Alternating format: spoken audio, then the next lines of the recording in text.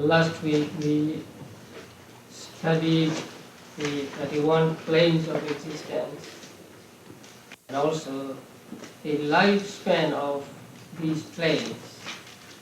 Now the lifespan of these planes are given in the section we are studying today.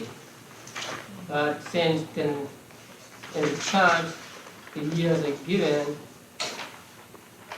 I taught the lifespan last week.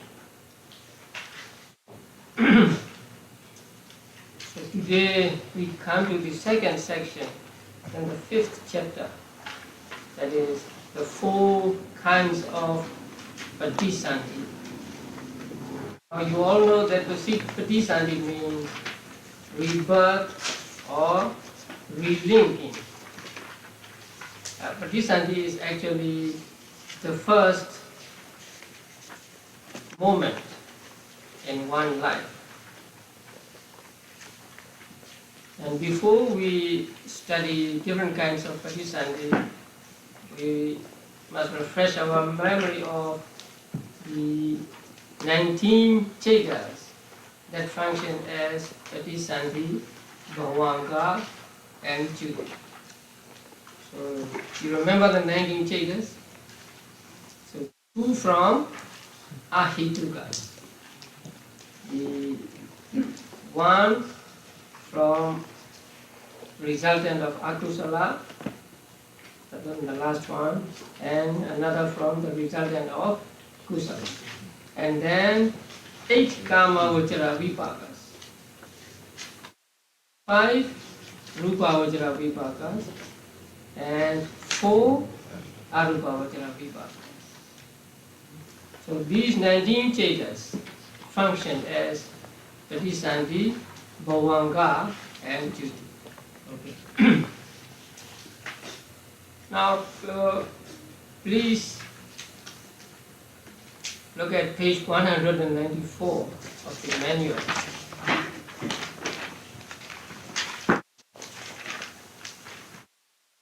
So rebirth linking is 4-fold. There are 4 kinds of Patisandhi. The first one is rebirth linking in the woeful plane. That means it is called Apaya Patisandhi. Patisandhi in Apaya plane. And then number 2, rebirth linking in the sensuous blissful plane. Now what are these sensuous blissful planes?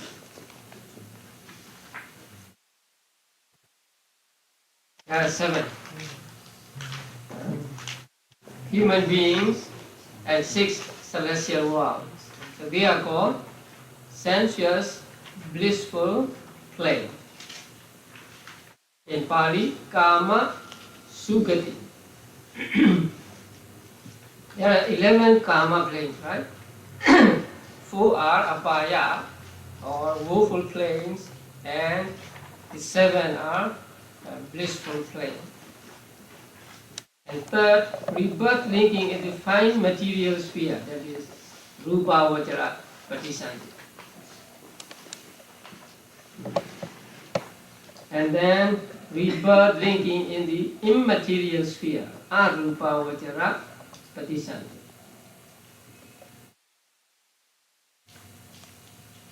Now, in the woeful states, when a person is reborn in one of these 4 woeful states, in hell or or as an animal or as a Peda or as an Asura. So when a person is reborn in one of these 4 woeful states, his Patisandhi cheta is what? Akusala Vipaka Upekha Sahagata Santirana. That means the Santirana consciousness, investigating consciousness, accompanied by upekha, neutral feeling, and that belongs to akusala vipaka, the first one. So with that chitta, the person takes patisandhi in 4 woeful states.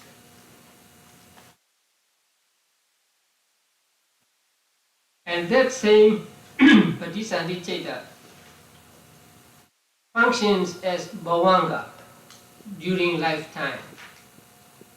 That means this chitta repeats again and again and again, millions and millions of times during life, and at the end of one life it functions as a death consciousness.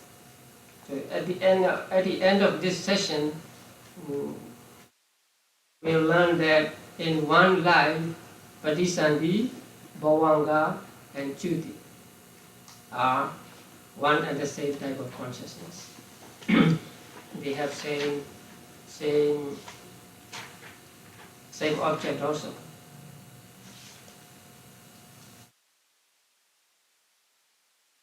So one patisandhi in woeful play.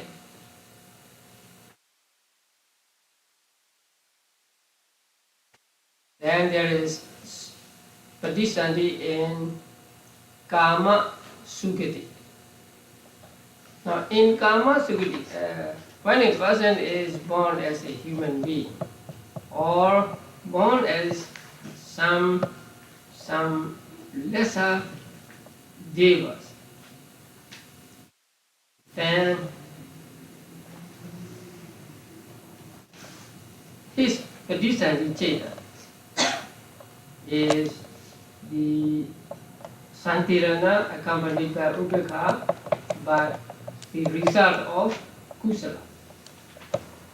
But this chitta, santirana upekha, result of kusala, is not for every human being.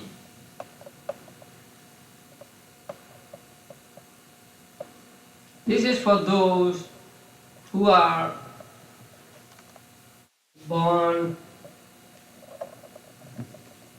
blind, who are born deaf, and so on. So these are those who are handicapped human beings, and then some other kinds of devas. Now, on page 195, you see the explanation, such as those born blind, etc., born blind, etc. So the etc. here is intended to include those born deaf, mute, mentally retarded, mentally deranged, and also those born as eunuchs, hermaphrodites, and sexually indeterminate. So it is said that these human beings are born with upekha, santirana, which is resultant of kusala as patisandhi chitta. Now, when we say born blind, we must understand that actually a person born blind is a person who is born with the patisandhi chitta, which cannot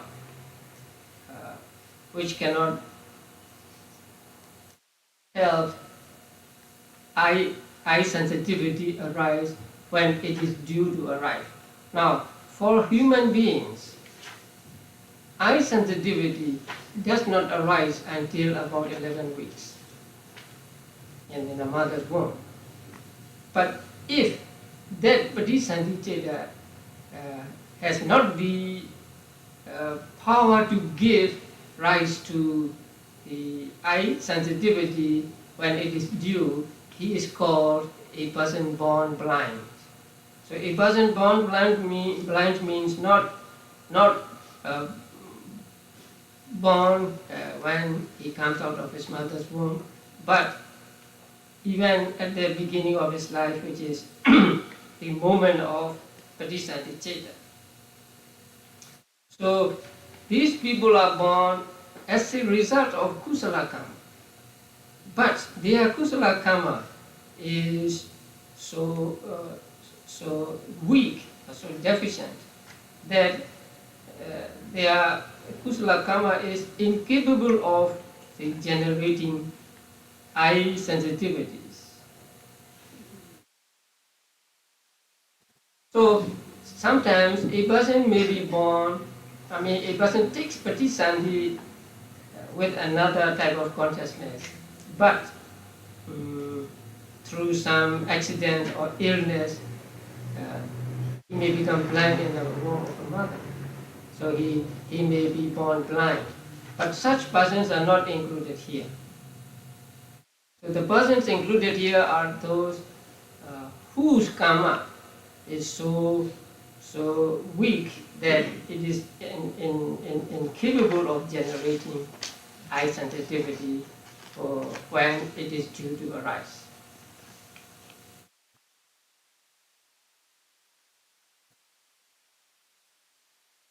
But for those born spontaneously, then they may be deficient in eye sensitivity or ear sensitivity at the moment of patisandhi. But generally, human beings are not born spontaneously, except at the beginning of one world cycle. So those who are born, whose merit is so weak that it is incapable of generating eyes when they are due, ears when they are due, are called born blind, born deaf, and so on.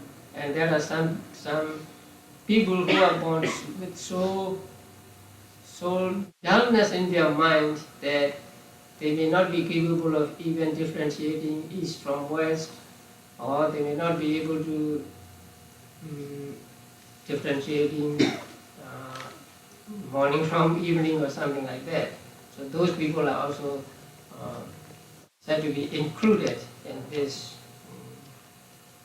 statement.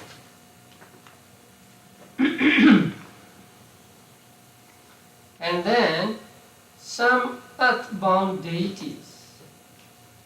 Now here there is some textual problem.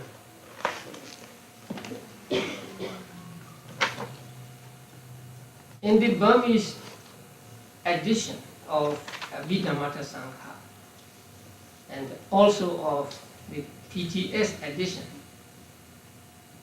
it is different. I think this manual follows the Sinhalese edition. So according to maybe Sinhalese edition, according to the text given in Venerable Narada's book, we have one meaning, and according to the Burmese edition and the PTS edition, we get another. Now, in this edition, let's say, and according to this explanation, there are two kinds of beings, two kinds of lower celestial beings. One, earthbound deities, and the other, fallen asuras. So they are said to be two different kinds of beings. So we will go according to this first. So earthbound deities are those who do not dwell in the higher heavenly realms, but who dwell close to the human beings.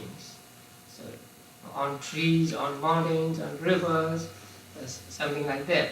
So they are called Bhuma Devas.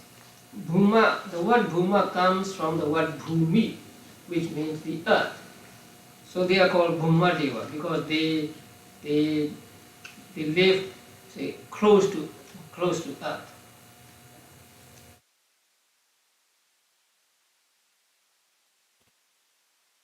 While the more powerful deities in this class may possess double or triple-rooted types of rebirth consciousness, they are often accompanied by retinues which may include deities of defective merit who manage to maintain their lives with difficulty.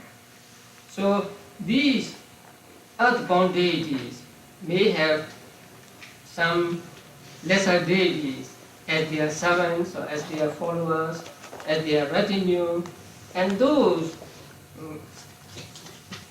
have defective merit in their past life, and so although they are born as celestial beings, they may not be as happy or as good as those that are born in higher celestial realms.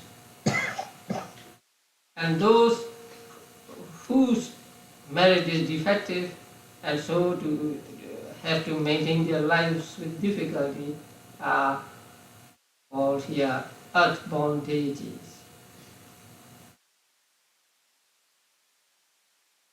And those deities are reborn with the kusala, vipaka, ubekha, sahagata, sandirana as relinking consciousness.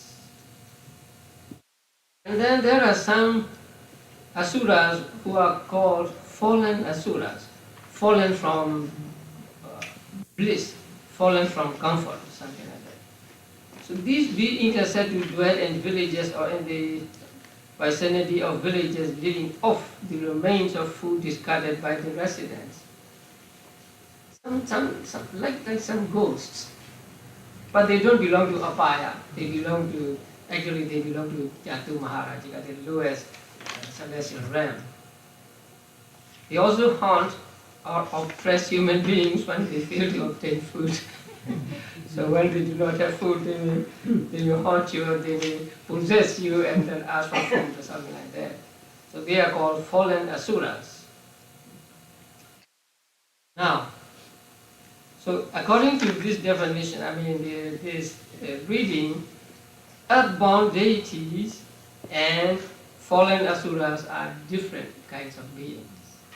But in the Burmese edition, and also in the Buddhist edition, the text is a little different. So according to those editions, earthbound deities and fallen asuras are the same kind of deities. Now, earthbound deities really means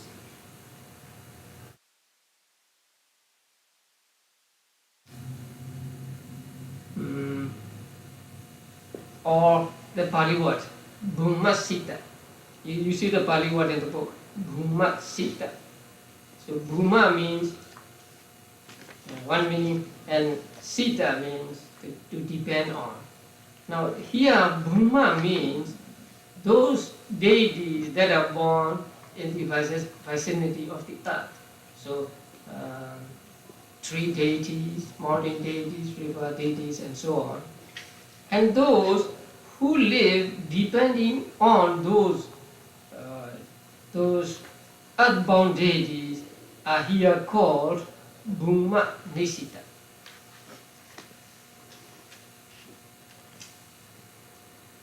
So here, Bhuma Sita, Bhuma Sita means those who live depending on gods who dwell in the vicinity of earth. So that means those deities or those lesser deities who dwell depending on tree deities and so on. And they are actually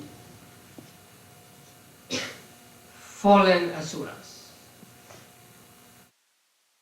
Because they don't have enough to eat, they don't have enough to maybe wear and so on.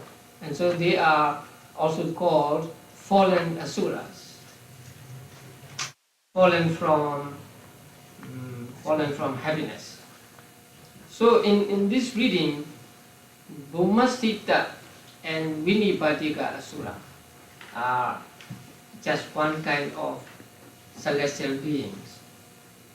Although they are celestial beings, they may not be as comfortable and as happy as some human beings. So these deities are born with kusala vipaka upekha sahakata santirana as relinking consciousness.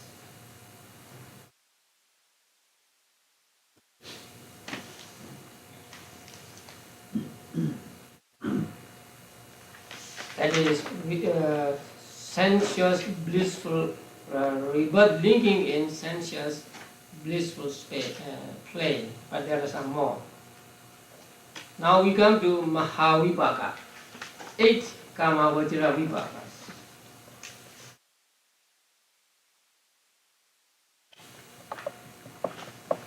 So they serve as Patisandhiceta for those who are born in Kama Sukati, who are born as human beings, say without defects, and who are born as deities, such as Chatu Maharajika and so on. So for them, the Patisandhiceta, relinking consciousness, is one of the 8 Kama Vajra Vipakas. So a human being without defects may be born with the first Kama Vajra Vipaka Cheta as relinking consciousness, or second, third and fourth and so on,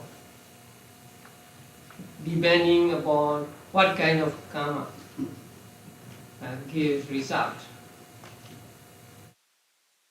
So human beings are born with one of these 8 Kama Vajra Vipaka Chetas, and also the 6 celestial beings in the 6 celestial worlds, beginning with Chatu Maharajika and so on.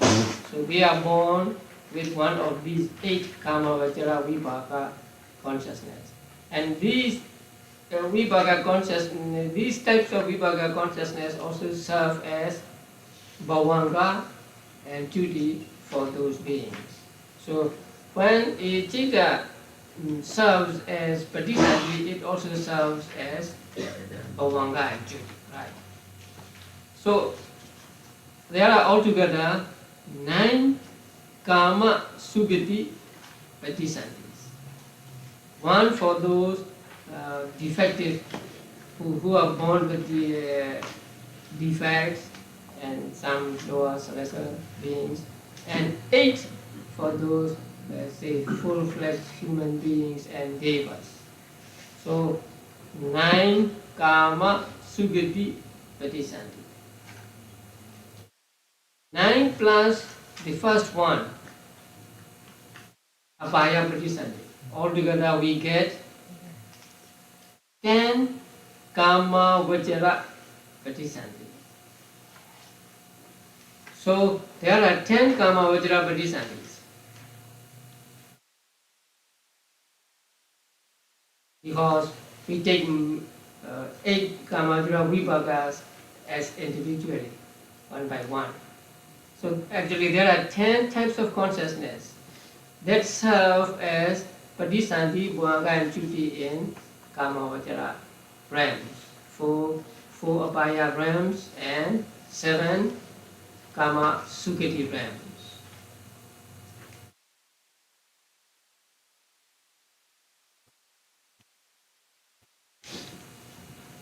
And then in the manual, the lifespan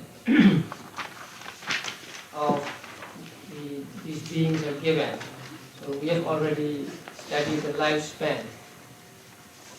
Today's sheets are just for your information, because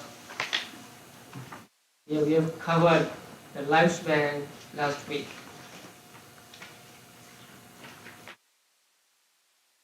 And the lifespan of devas, this sheet, it's actually taken from the second book of Abhidhamma, Vibhanga. So in Vibhanga, it stated that one day in Chadu Maharajiga Divas is equal to 50 years for human beings, and then 30 days in Chadu Maharajiga equal to 1500 years human being, and 360 days, which is 1 year, for Chadu Maharajiga, 1000 years for human beings, and 500 such years amount to 9 million human years, and so on. And last week we calculate the lifespan of devas both by human years and celestial years.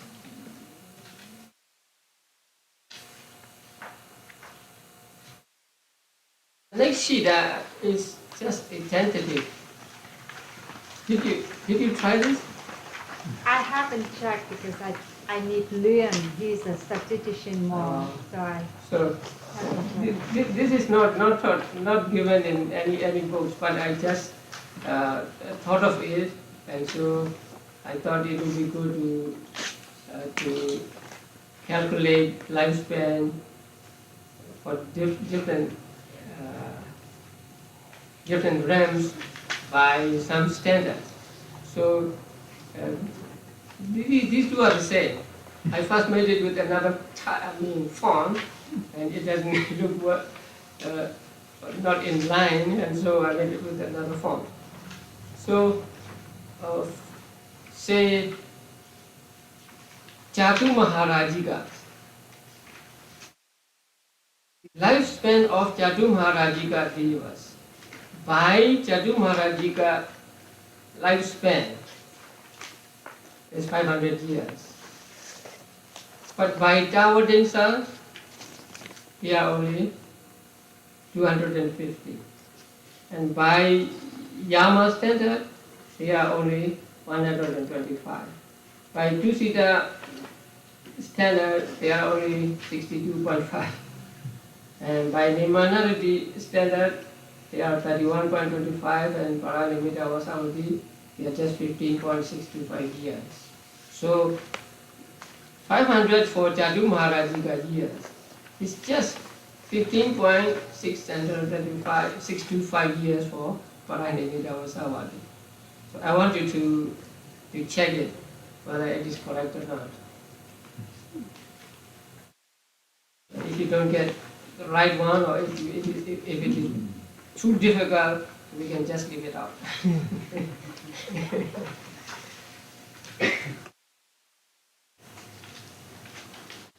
Okay, now we come to the rebirth linking in fine material sphere, page 197. Rebirth linking for fine material sphere and immaterial sphere is easy. Now, for fine material sphere, we have only five types of consciousness, five resultant consciousness of fine material sphere. First jhana, second jhana, third jhana, fourth jhana, and fifth jhana. But how many planes are there in Rupa Vajra realm? First jhana, second jhana, third jhana, fourth jhana. That's all, right? So the planes go according to the fourfold method. So we'll have to adjust to that fourfold method. So first jhana vipaka, the first one, serves as a patisandhi cheta and also bhavanga and juti for those who are reborn in the first jhana realm. First jhana realm, yes. And then, for those who are born in second jhana realm, the Patisandhiceta is second jhana vipaka and third jhana vipaka. And for those who are born in third jhana realm, the Patisandhiceta is fourth jhana vipaka. And for those who are born in fourth jhana realm, that is, we have phala, asanya, satta, and subhasas. So for them, Patisandhiceta is fifth jhana vipaka consciousness. So these vipaka, jhana vipaka consciousnesses act as Patisandhi, Bhavanga, and Chuti for those who are reborn in these Brahma realms. So there are altogether 16 Brahma realms. So one more, and that is Asanya Satta, mindless beings. So for mindless beings, there is no Patisandhiceta. Because they are without mind, there can be no Cheta, no consciousness, no mental factors. So for them, Rupa, material properties, serve as Patisandhi. So they are called those having Rupa as Patisandhi. And the others are those who have, say, mind as Patisandhi. And for them, for the asanya beings, that Rupa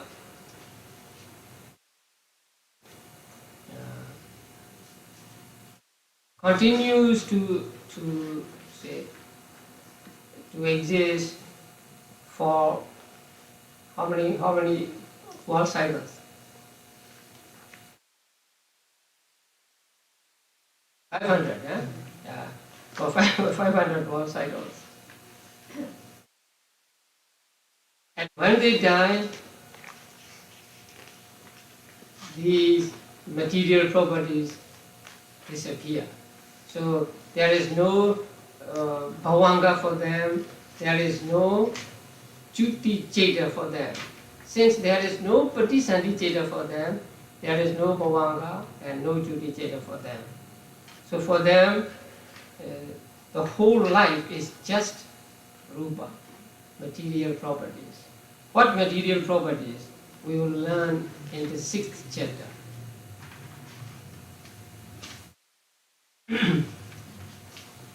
So there are altogether 6 rupa vachara patisandhis. That means 5 rupa vachara vibhagas make 5 rupa vachara patisandhis, and mindless beings, or the patisandhi of mindless beings, make 1 patisandhi. So there are altogether 6 patisandhis, or 6 modes of patisandhi in the rupa vachara sphere.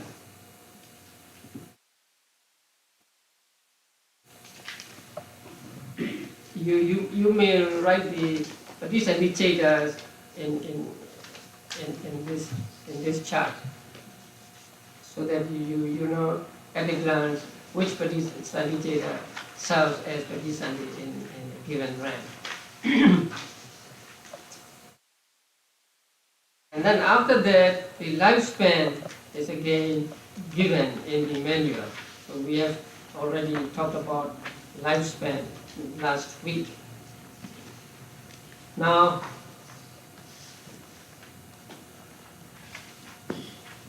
in connection with lifespan of Brahmas, sometimes we need to understand a little about the world cycle, how the world cycle is formed and how it is described, and that I cannot tell you here it's a long story. Now, it is explained in the commentaries that one world cycle consists of 4 asankhiya kappas, 4 incalculable, that's called kappas. It's shorter. So one world cycle, one world consists of 4 asankhiya kappas. And 1 asankhiya kappa is equal to 64 antara kappas. I think I talked about it last week. In the manual it is at 20. So now 4 asankhiya kappas are those the periods in one mahakappa, in one world cycle. So one world cycle is divided into four periods. When we talk about asankhiya kappas, we begin with destruction. So the period when destruction takes place, destruction of the world takes place. So it may take long time to destroy the world. The world is destroyed by fire, or sometimes by water, and sometimes by air. So it will take many years for the world to be completely destroyed. So that one period is called, in Pali it is called Samvattakappa, the world of contracting, or the world of destruction. Let us call it the period of destruction. And then another period follows when the world remains as destroyed. Nothing more happens. So first, it is a process of destruction of the world, and then another period is it stays just destructed, just destroyed. And then the third period follows when the new world begins to be created or begins to form. So that also takes a long time for the earth to appear, for the mountains and rivers appear, and then for the realms to appear, and so on. So that takes actually a long time again. Then there comes the fourth period, when the world exists as formed. And this is the only period when beings can be in these realms, in the realms. So during the destruction period, all beings die, and then they are reborn in some other Brahma plane, which are not affected by destruction. So during that time there are no beings, and also when it remains as destroyed, there are no beings, and when the world is forming also there are no beings. And so only 1/4 of one Mahakappa is actually a time for beings to arise or to exist. And it is said that the world is destroyed by fire for 7 times. And the 8th time it is destroyed by water. And then another 7 times by fire, and then 16th time by water, and so on. But when it reaches the 64th time, it is destroyed by air. Now you may want to know how destruction takes place and so on. So I will refer you to Visuddhimagga. So in the 13th chapter of Visuddhimagga, you can find the description of the world being destroyed and formed and so on. It's interesting. How first human beings appear in the world, and and then how the world was formed, something like that.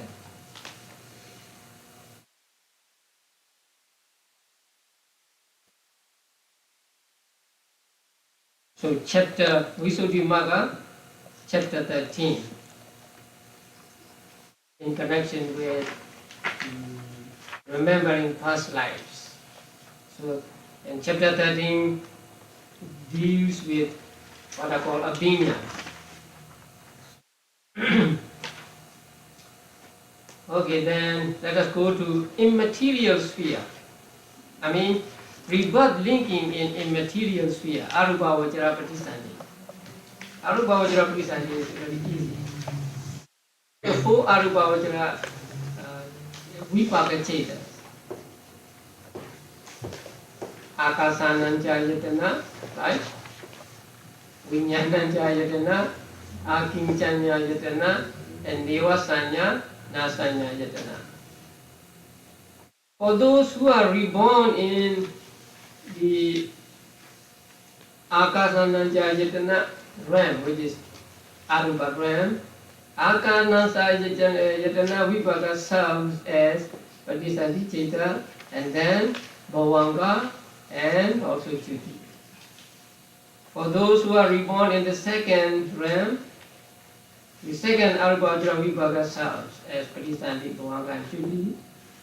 For those who are reborn in the third Arupa Vajra Vipaka serves as Pratisthani, Bhavanga, and Chuti. And for those who are reborn in the fifth and the fourth Arupa Vajra realm, the fourth Arupa Vajra Vipaka serves as Pratisthani, Bhavanga, and Chuti. Now that means a person who gets Arupa Vajra jhana as a human being or as a deva or as a immaterial Brahman. So when he is reborn in the one of the four Arupa Vajra realms. So when he is reborn there, the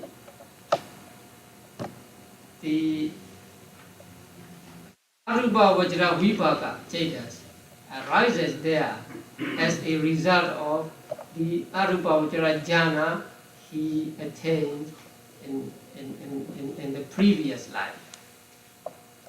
The same with when a person gets first, second, third, fourth or fifth jhana as a human being or as a deva or as a Brahma, he will be reborn in the world of Brahmas according to the jhana, or the highest jhana he attains. So if a person gets first jhana here, for example, and after his death he will be reborn in the first Rupa Vajra, and he will be reborn in the first Rupa Vajra realm, one of the three. And then their lifespan, you already know, 20,000 world cycles, 40,000, 60,000, 84,000 world cycles.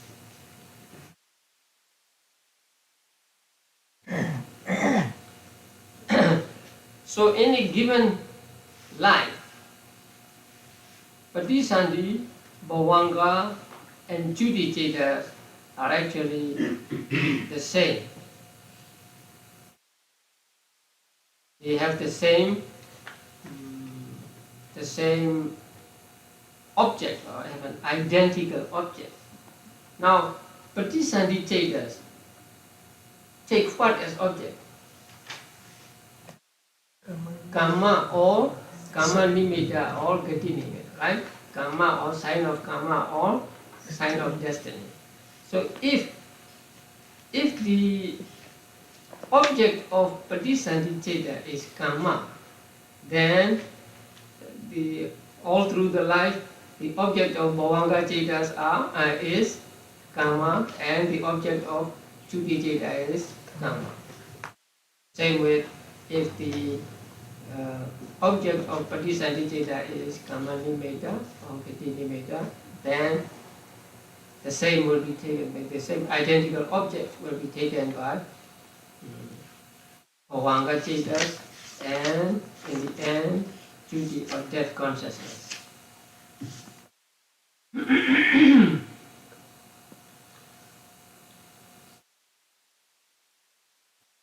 So there are altogether how many types of rebirth?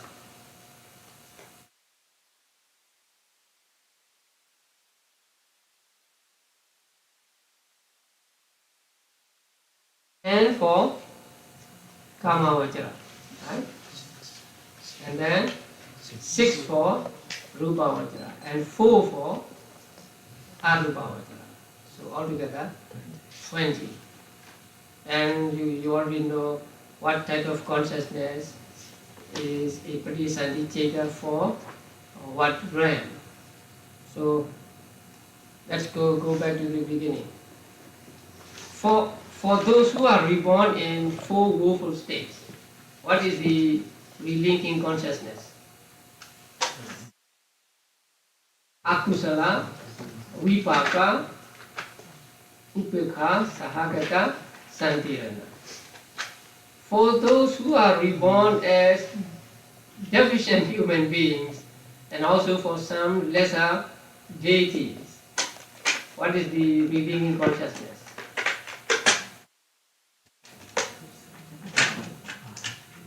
Kusala Vipaka, Upekha, Sahagata, Santirana.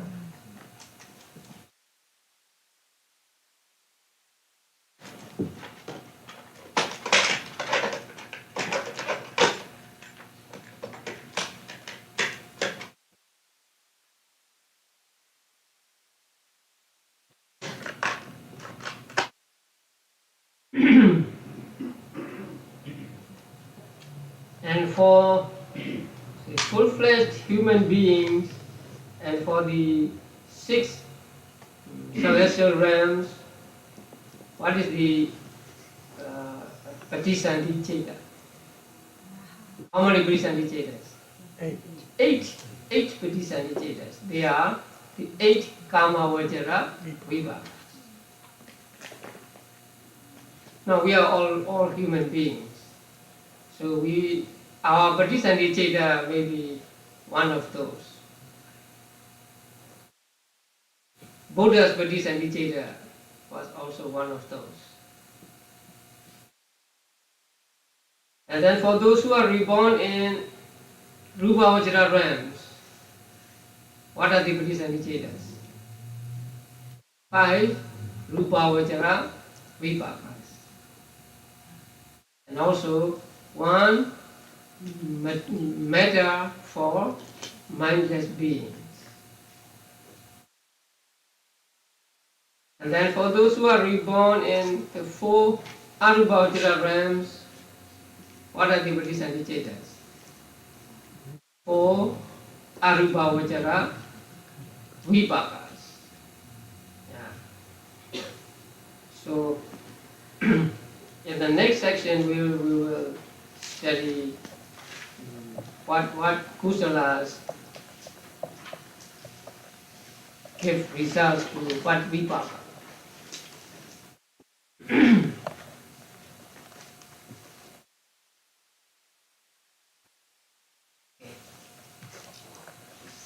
So the next section is very interesting section because it is about karma.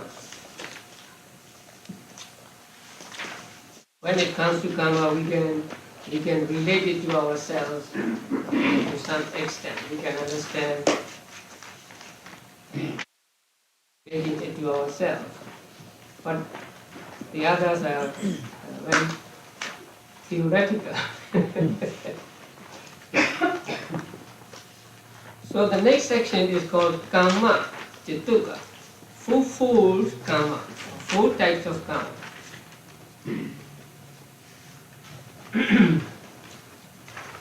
So this section, there are altogether 16 types of karma. 4-fold divisions, 4 groups of 4. So there are 16 types of karma treated in this section. Now the first group consists of 1. Productive karma, 2. Supportive karma, 3. Obstructive karma, and 4. Destructive karma. So there are 4 kinds of karma here. Now, what is karma? If you have been with me, you know what is karma, what karma is. Huh? Karma is volition, cetana. So, technically speaking, karma means cetana, volition, which accompanies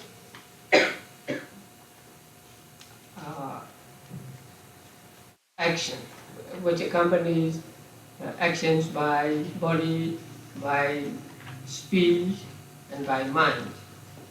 So, popularly we will say karma means action or deed. But technically, or to be exact, then we say karma is a mental volition that accompanies these actions or deeds. All volitional actions except that of a Buddha and an Arahant constitutes karma. So, all volitional action becomes karma, or all cetana becomes karma, except of that of the Buddha and an Arahant, because Buddhas and Arahants do not acquire karma. So Buddhas and Arahants do not accumulate karma, since they have eradicated ignorance and craving, the roots of karma. So long as there is craving, there is ignorance, we will always be doing something that will give results in the future. Buddhas and Arahants, since they have no ignorance and craving, their actions are just actions, their deeds are just deeds. Their deeds does, or their cetana, their volition does not amount to karma, which gives results. Nevertheless, even the Buddhas and Arahants are bound to experience the ripening of their past karma, as long as their psychophysical personality persists, that is, until they pass away.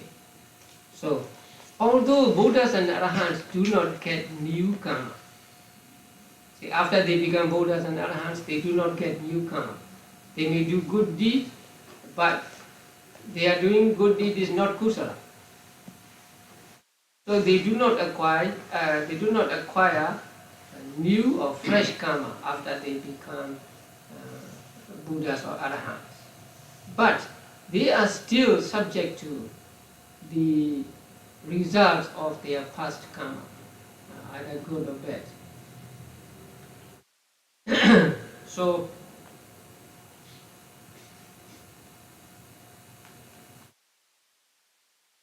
even Buddhas and Arahants sometimes still suffer from the results of their akusala karma. Buddha often had a backache or headache.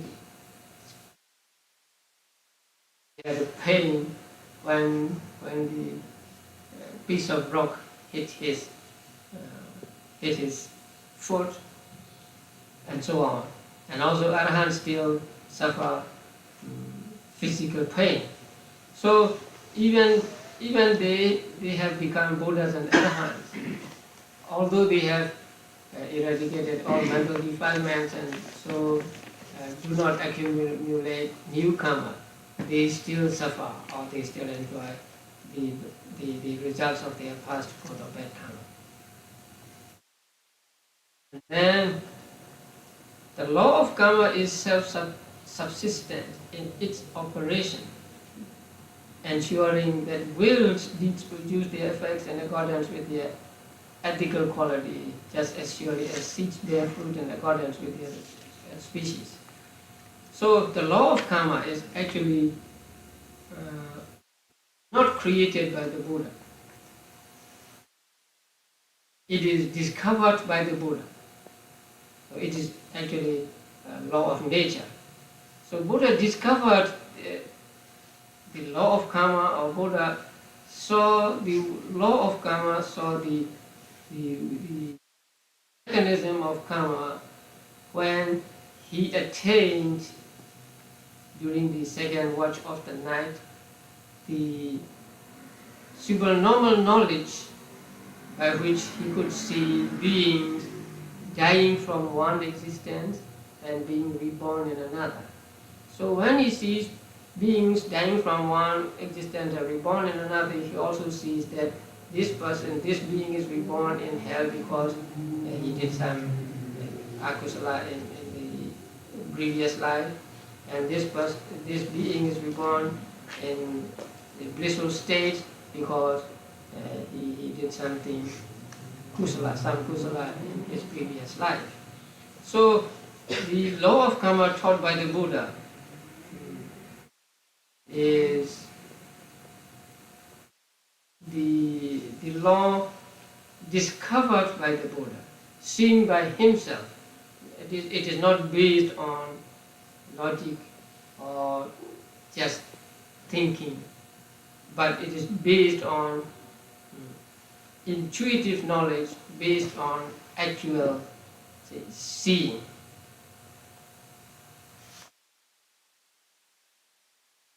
And the direct products of karma are the resultant states of consciousness and mental factors. Now, the word vipaka, you have met the word vipaka many times. So we met it in the first chapter. So vipaka is a name for those results that are identical in nature with karma. That means,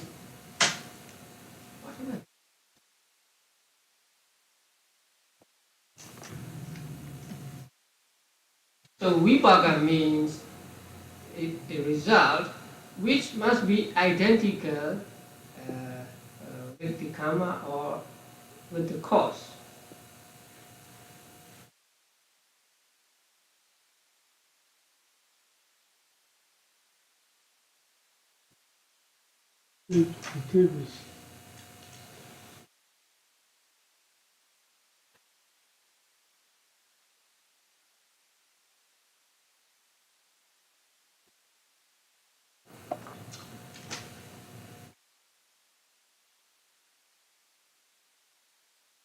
But the results of karma are not only cetas and cetasikas.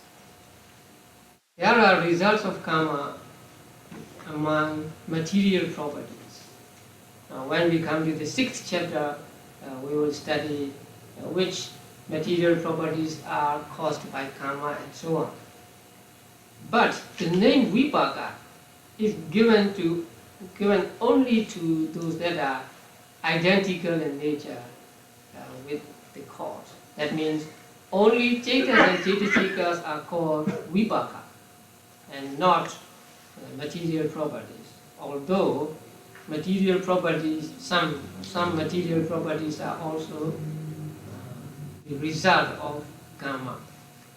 And in the manual they are called karma samutthana or karmaja rupa.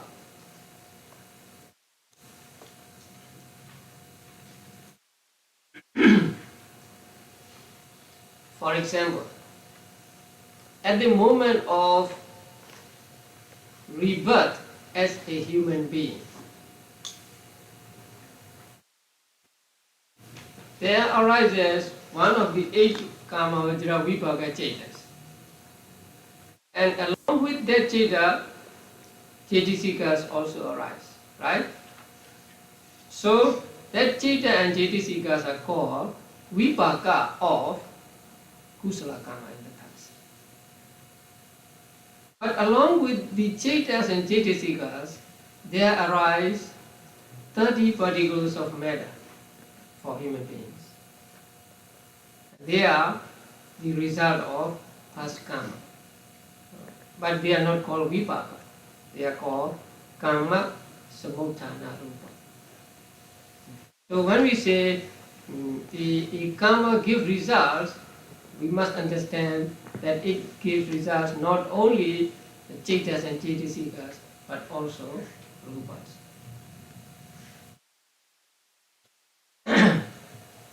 Okay, now these four productive karmas and so on are grouped with respect to their functions, what they do.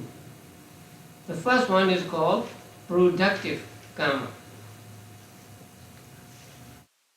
So a productive karma means a karma that gives result at patisandhi and also during lifetime.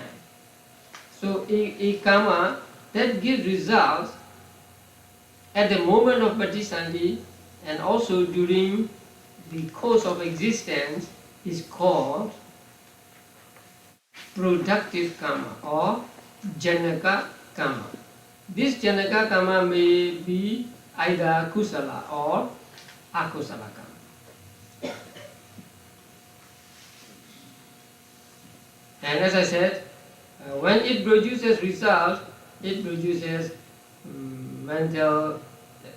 consciousness and mental states, as well as materiality, which is born of karma.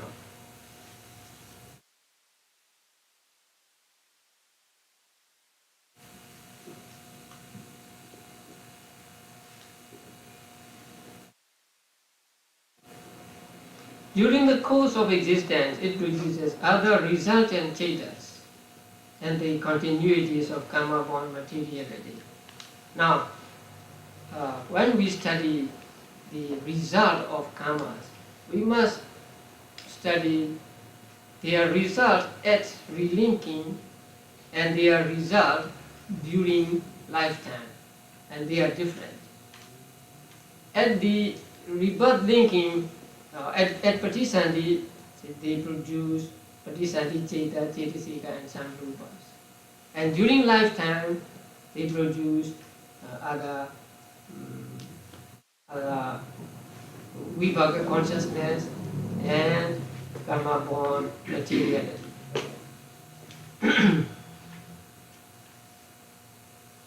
But only a karma that has attained the status of a full course of action, that means a karma which is full-fledged, can function, can have the function of producing, say, rebirth linking. But during the course of existence, all kusala and akusala karmas, without exception, can produce results. So the productive karma is that which produces the result itself. So it doesn't have to get help from others or something like that. So it produces the results itself. Now the next one is supportive karma. It is said that supportive karma does not gain an opportunity to produce its own result. So it does not give results of its own, but it supports the productive karma by enabling it to produce its pleasant or painful results over an extended time without obstruction, or by reinforcing the continuum of aggregates produced by another karma.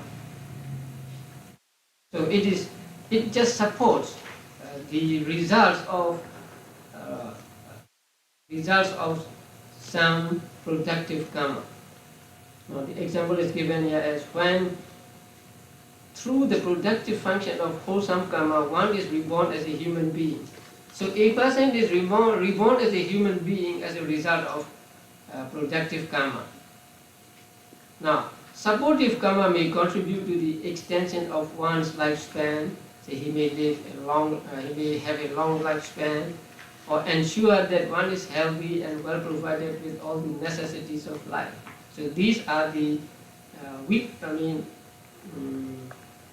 the results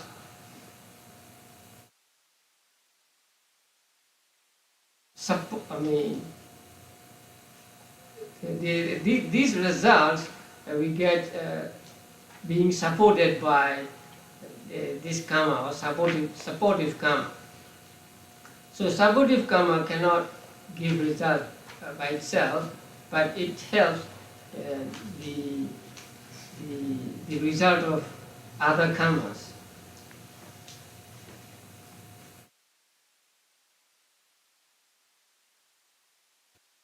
Now, when an unwholesome karma has exercised its productive function by causing a painful disease, other unwholesome karma may support it by preventing medicines from working effectively, thereby prolonging the disease.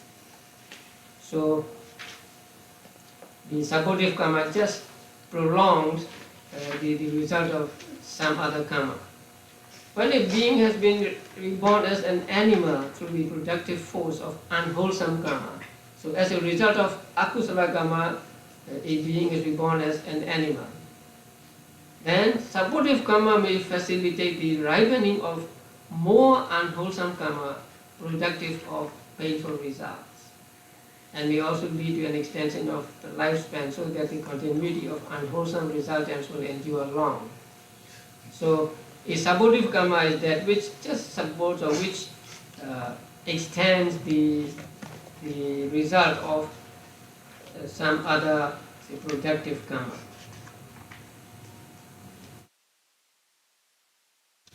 And then the third one is obstructive karma, upapilaka karma. Now, which it cannot produce its own result, but obstructs and frustrates some other karma, countering its efficacy or shortening the duration of its pleasant or painful results.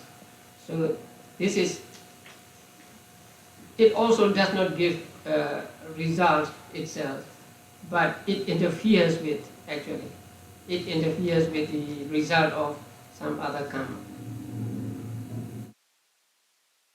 So even though a productive karma may be strong at the time it is accumulated, an obstructive karma directly opposed to it may counteract it so that it becomes impaired when producing its results. Now, example, a wholesome karma tending to produce rebirth in a superior plane of existence may be impeded by an obstructive karma so that it generates rebirth in a lower plane. So the kusala karma is strong enough to give result in superior plane of existence, but an obstructive karma may interfere with it, and so it generates only a rebirth in a lower plane. A karma tending to produce rebirth among high families may produce rebirth among low families because it is obstructed by this karma. Karma tending to longevity may tend towards shortness of life because of the obstruction or interference of this karma. Karma tending to produce beauty may produce a plain appearance, etc. So this karma interferes with or obstructs the result of other karmas. Now, in the opposite way, an unwholesome karma tending to produce rebirth in the great health may be counteracted by an obstructive wholesome karma and produce rebirth in a minor health or among the Vedas. So, a person has done a lot of akusala or a powerful akusala. So normally it would lead him to say, rebirth in great health.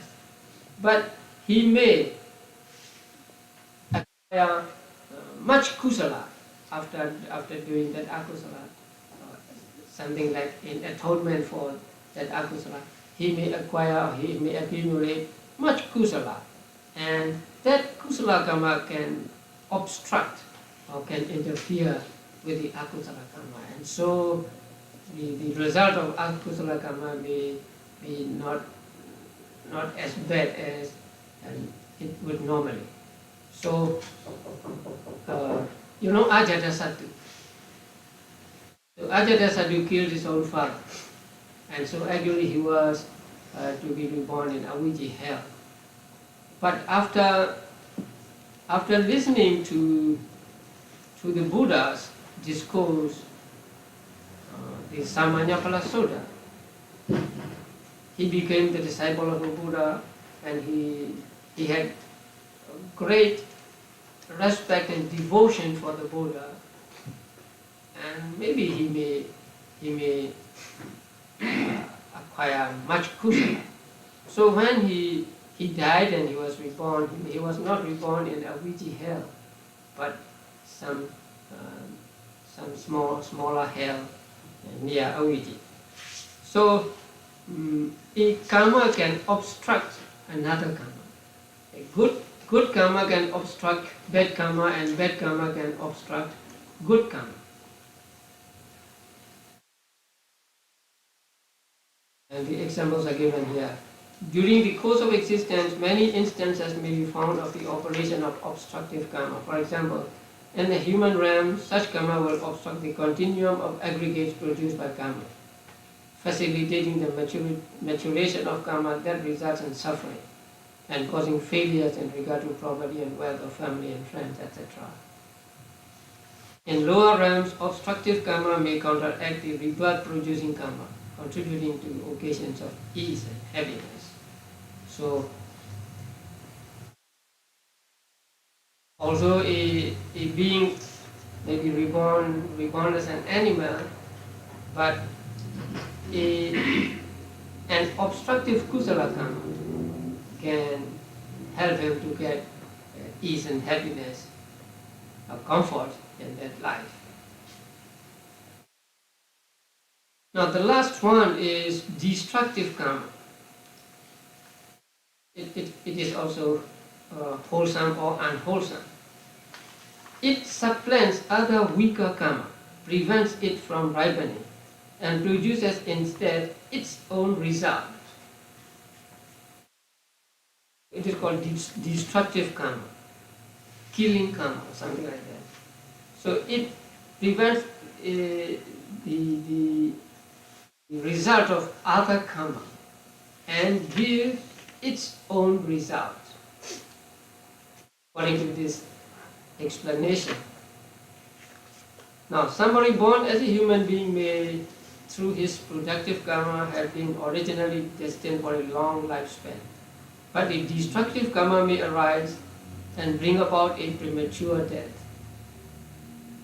Like the Vataka, swallowed by the earth and born in Avijji hell.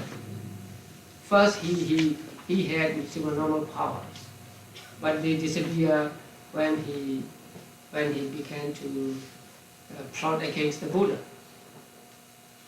Then when he died, he was swallowed by the earth, and he was reborn in Avijji hell. So there is a heinous crime of causing the blood to be congealed in the Buddha and causing the schism in the Sangha.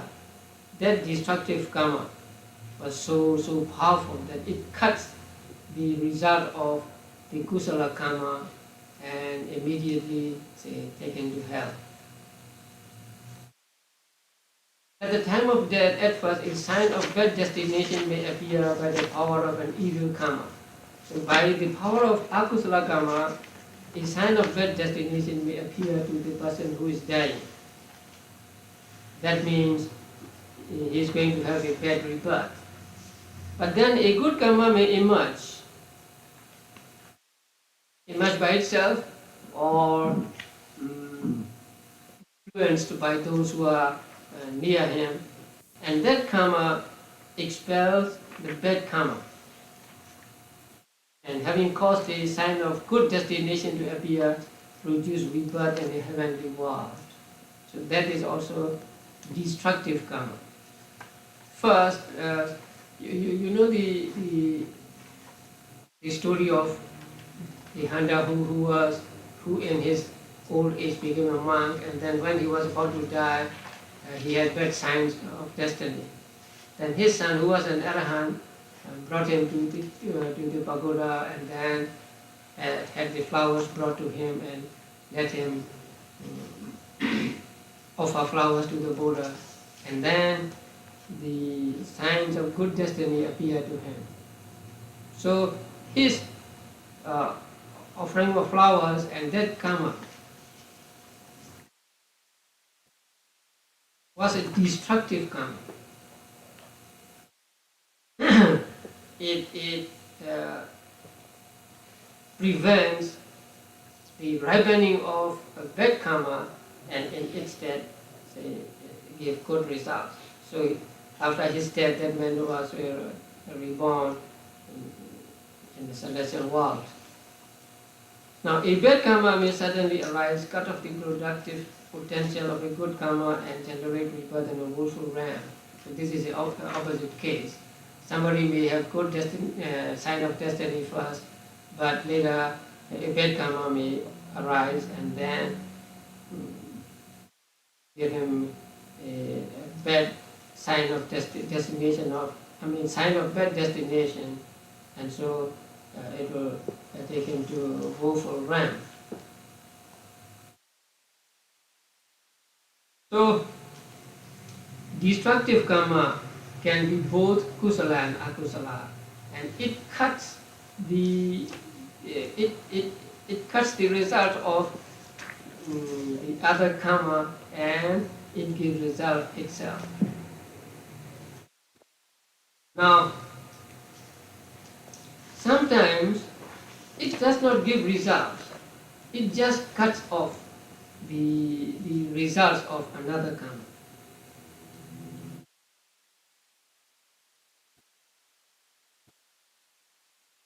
Now you all know the story of Chakubala. Chakubala got blind, right? And so that destructive karma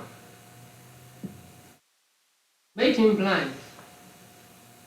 But that karma did not cause him to be reborn in hell or something like that. Actually, Chakubala was an Arahant, so it cannot give results. So sometimes it supplants the weaker karma and gives results itself, and sometimes it just supplants the weaker karma. It does not give results. Both ways it goes. Now the Vibhavani Tika distinguishes between productive karma and destructive karma on the ground that productive karma produces its result without cutting off the result of some other karma, while destructive karma does so after first cutting off another karma's result. So this is the difference explained by a tika, a commentary on the manual.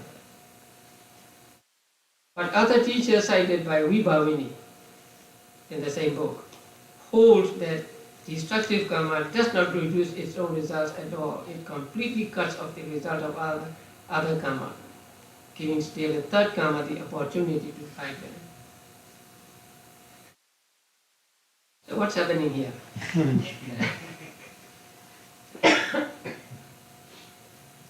Now we expect the teachings of Abhidhamma to be very exact.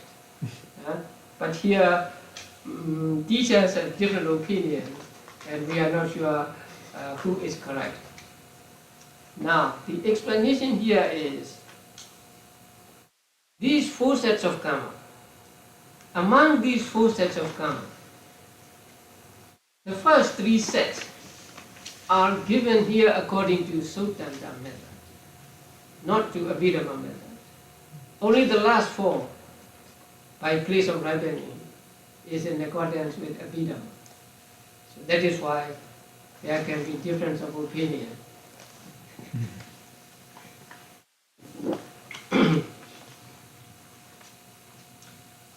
So these four are the first group in the four groups of four karmas treated in this section.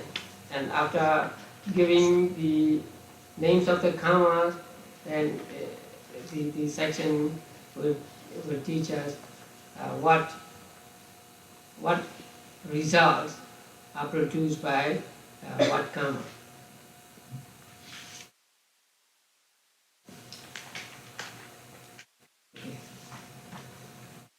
Okay. Next week, yeah. Sadhu, sadhu, sadhu. So you have any questions? You may have many questions.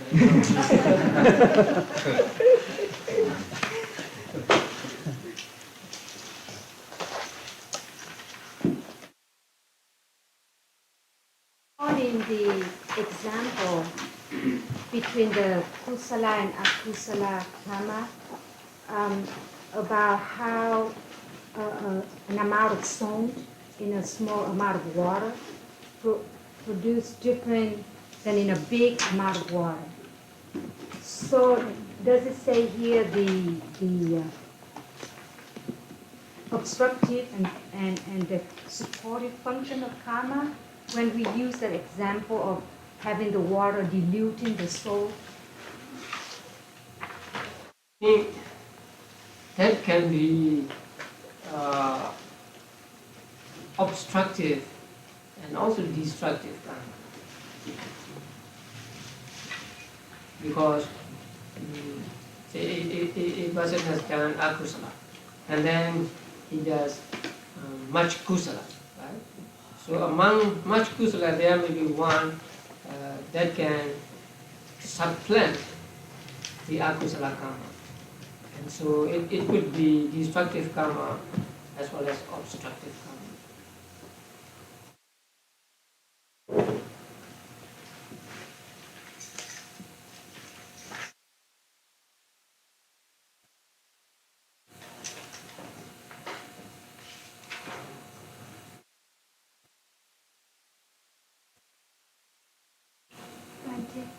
Therefore, the obstructive karma and destructive karma, it's sort of more active because we can think that way, that we have that option available. So like you say, if we make an akusala, and after that, we try to compensate by doing a lot of kusala. So if we follow this way of thinking, then that's how you know, a regular way of saying you can change your destiny. To some extent, yes. If we have much obstructive karma, say much kusala karma which can obstruct akusala karma, then the result of akusala karma will be obstructed. So either kusala or akusala, which becomes obstructive, will interfere with the results of the other kusala or akusala karma. So that is why we are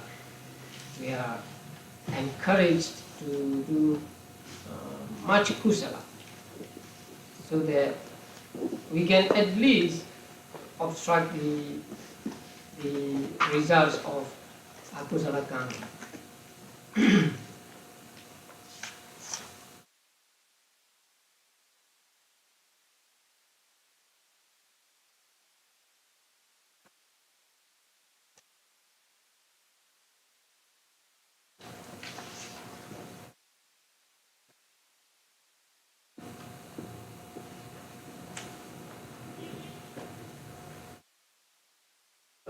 Two-part question, Martin.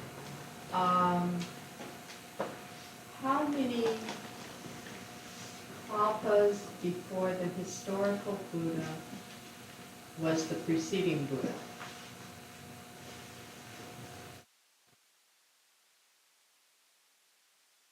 How many? How many kalpas? How many kalpas? I'm not sure. Oh, they belong to the same kalpa. Okay. You know, this cover, there will be 5 Buddhas in this cover. So the previous Buddha belongs to the same cover. So what I was wondering was, the anagamis then from the preceding Buddha could be present with the anagamis of the historical Buddha, the Suddhavasa. Yes, Okay. yeah. You know, somebody came down and requested Buddha to preach. I think somebody was an anagami. So there can be not only anagamis during the time of the previous Buddha, I mean immediate previous Buddha, but anagamis during the time of other Buddhas as well. Right, that's what I was wondering how. Yeah. Might be very interesting.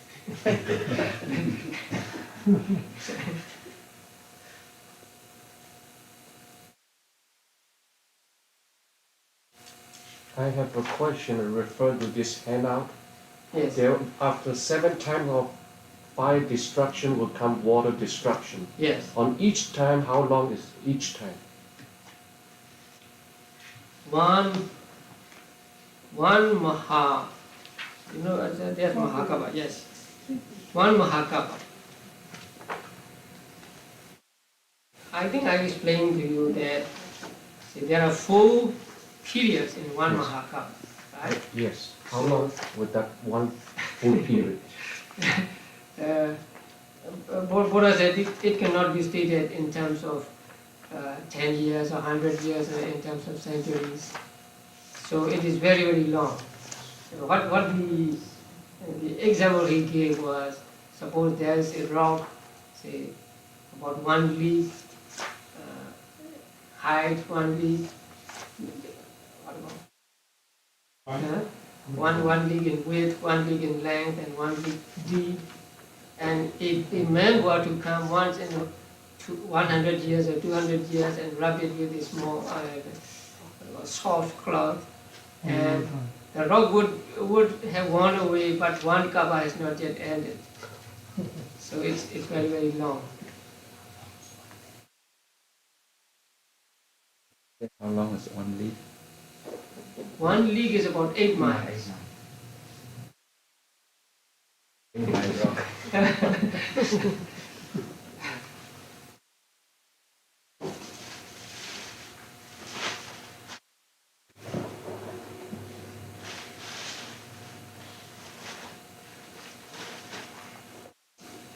Okay.